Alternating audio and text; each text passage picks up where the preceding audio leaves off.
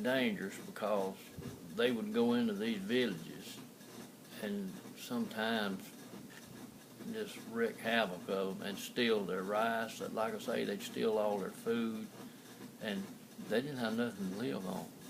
I don't know how a lot of them got by like they did, and that's what made you.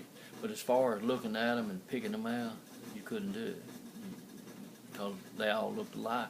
You had to be extremely careful when you got in a firefight, you know. Who you were shooting at? Because you could sure get the wrong one. You know, that's what happened to that Lieutenant Calley. I don't know whether you remember him or not.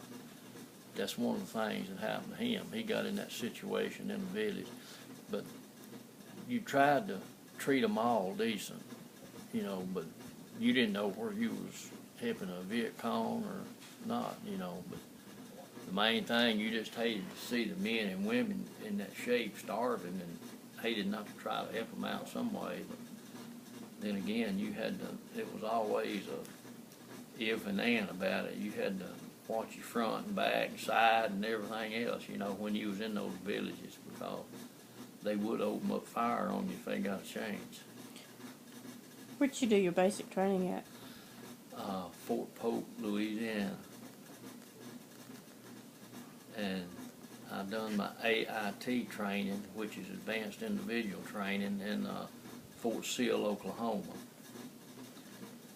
And then I done my Vietnam training in Fort Irwin, California, out in the Mojave Desert. That's where they trained. It took us 5 months to get our training done out there. And then we got shipped there to Vietnam.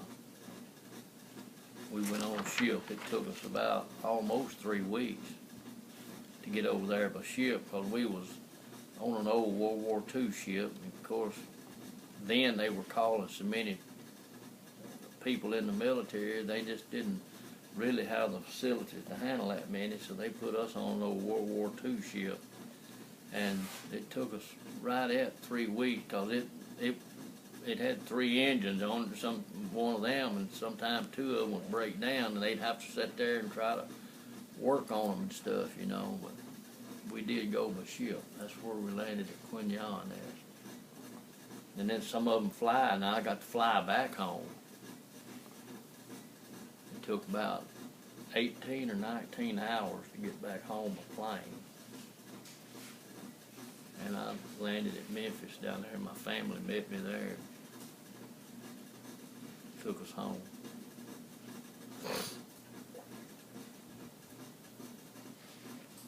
Do you have any regrets about Vietnam? What's your biggest regret? Yes, ma'am.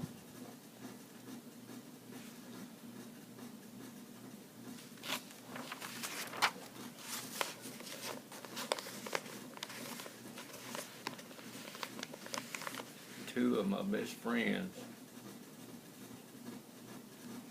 lost their life so that I could live. They got killed. And another big regret is they wouldn't let us go and do what we needed to do and how we needed to do it. We had to do it by the politician's rule, I guess you say. And you may not want to print that, and that's fine. Okay.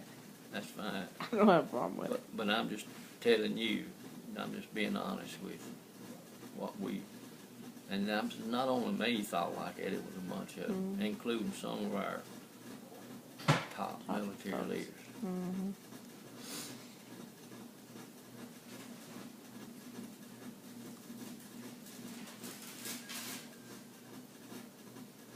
Tell me about your 2 buddies. Who were they?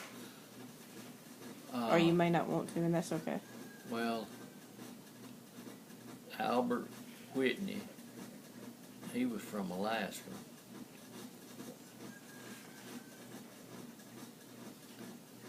And this is a Hawaiian name now. Uh-oh. Rockne, R-O-C-K-N-E. Maashi, I don't know how you spell that. Noguchi, N-O-G-U-C-H-I. And I got pictures of some of my buddies, but them two I never could get. We was on a landing zone when we was all together, and I was on 24-hour perimeter guard. They like for me to be on guard, you know. Well, you was out there by yourself about 1,000 yards away from the rest of them, and it was a 24-hour watch, and you was wore out when you got off of that. It's my phone. Oh, well, go ahead and answer. No, you know. it's a And email. I come in that morning, and my lieutenant told me, said, Young, said, I was in charge of the ammo section. We was on a landing zone then.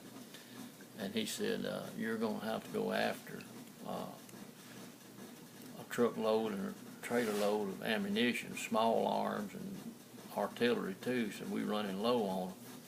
So, and it was about a 8 or 9 hour drive to the ammo dump and back. And Whitney and Noguchi was standing there, and of course we was close. Ooh. And they was standing there waiting on me to get in off the guard. We always sat down and talk and maybe drank a little coffee together in our bunker and everything.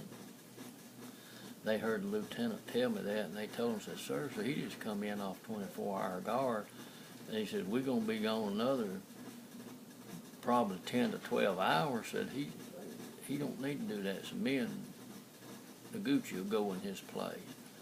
Well, and two of my other buddies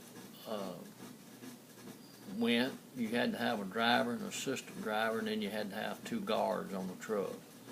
And 2 of my other buddies went, and they went to the ammo dump and got loaded and come back through they would have like refugee camps when those villagers, the Viet Cong and all, would go through there and wipe them out, the survivors. They would bring them to a camp to put the people in to take care of them and try to feed them.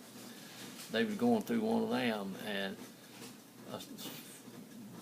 one of the Viet Cong, see, that's what I say, they was mixed in with, seen them coming and used that ammo trailer and stuff, and he throwed a satchel charge in there and blowed that thing sky high, and my Whitney and Noguchi was in the back of the trailer. It killed both of them instantly. And one of my other buddies got hit in the hand with a piece of shrapnel, and the other one got hit in the head with a piece of shrapnel, and they had to rush him to the hospital. But then after we got back, and they come in and got the bodies, they told me about it, you know. Of course, it like killed me. Then my captain told me, and our families knew we was close, you know.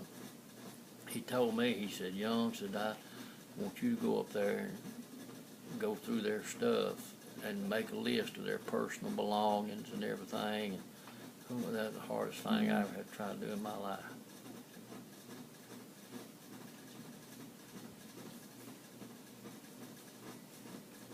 But you did it, didn't you? And I've never got over that till this day.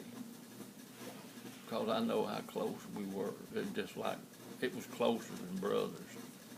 But anyway, that was one of the worst situations for me. But I've got a write-up about each one of them down there in my cabinet. But I don't look at it too much. I bet not.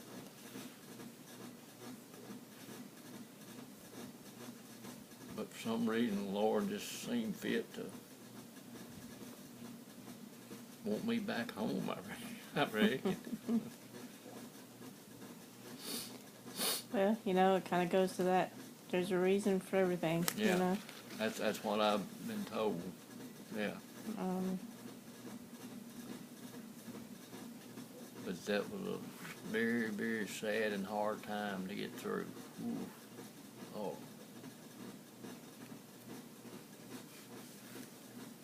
Then I had to bundle their clothes up and package them up to send home and their personal belongings, and then I had to write each one of the families a letter, you know, explaining about what happened. And I know the military did too, but my captain wanted me to write to family. He said he thought that'd mean a lot to them because they knew how close we all was.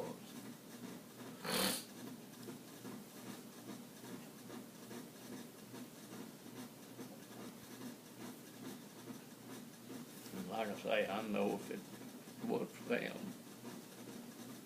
I wouldn't be here today.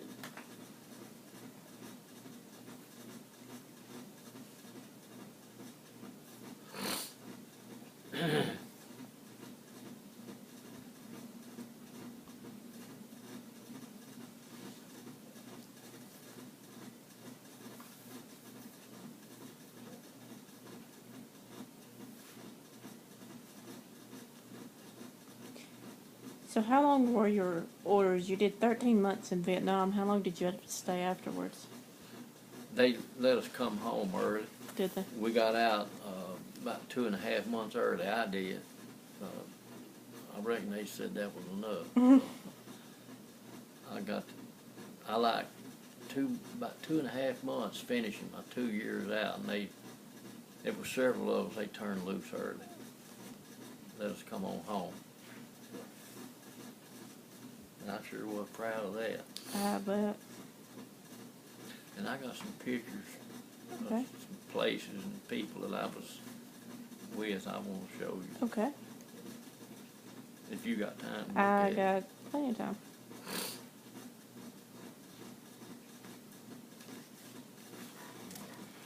You just keep talking. I'm gonna find that thing. Okay. I'm gonna